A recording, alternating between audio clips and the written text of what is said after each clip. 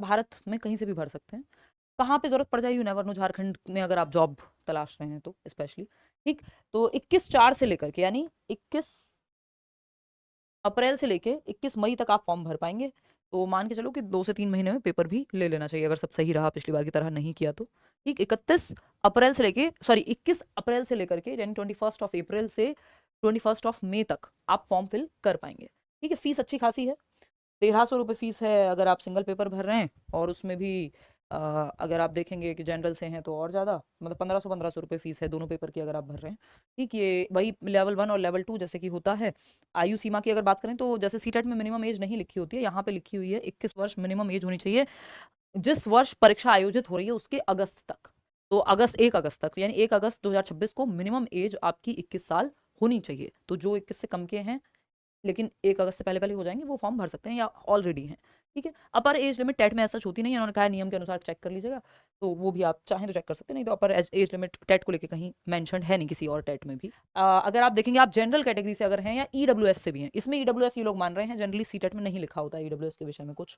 ठीक है, तो 60% नंबर यानी वही 150 में से आपके 90 नंबर, और अगर आप पिछड़ा वर्ग से हैं यानी ओबीसी से हैं तो आपके 82 मार्क्स, और अगर आप अनुसूचित यानी SC ST person with disability ये सारे उससे हैं तो फिर आपका जो है 52% यानी 78 मार्क्स बनते हैं जिसपे क्लियर होगा। नेगेटिव मार्किंग एज सच है नहीं। ठीक, तो जिन लोगों को सीटेट क्लियर करने में दिक्कत होती है उनके लिए ये ठीक रहेगा अगर उसी राज्य से हैं यानी झारखंड से ही हैं। OMR शीट पर पेपर होने वाला है। लैंग्वेजेस को जो वहाँ की रीजनल लैंग्वेज है, लैंग्वेजेस हैं बेसिकली, क्षेत्रीय भाषा को महत्व दिया गया है यहाँ पे सेकंड लैंग्वेज के रूप में, आप वो चूज कर सकेंगे।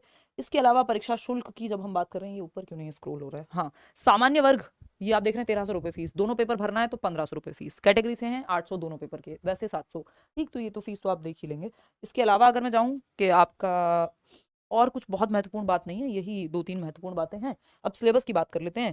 सिलेबस की बात वही देखो, एलिजिबिलिटी का वही रहता है, आपने टीचिंग ट्रेनिंग की हुई हो, है ना, और बीएड पेपर 2 के लिए। तो इसमें अगर आप देखेंगे तो एग्जाम पैटर्न बिल्कुल सेम है ना, जो आप देखते हैं इधर सीटेट में कि सीडीपी है 30 नंबर का, है ना, एक लैंग्वेज आप चूज करेंगे ये भी 30 नंबर की होगी, साथ में पेडागोजी है हर सब्जेक्ट में, है ना।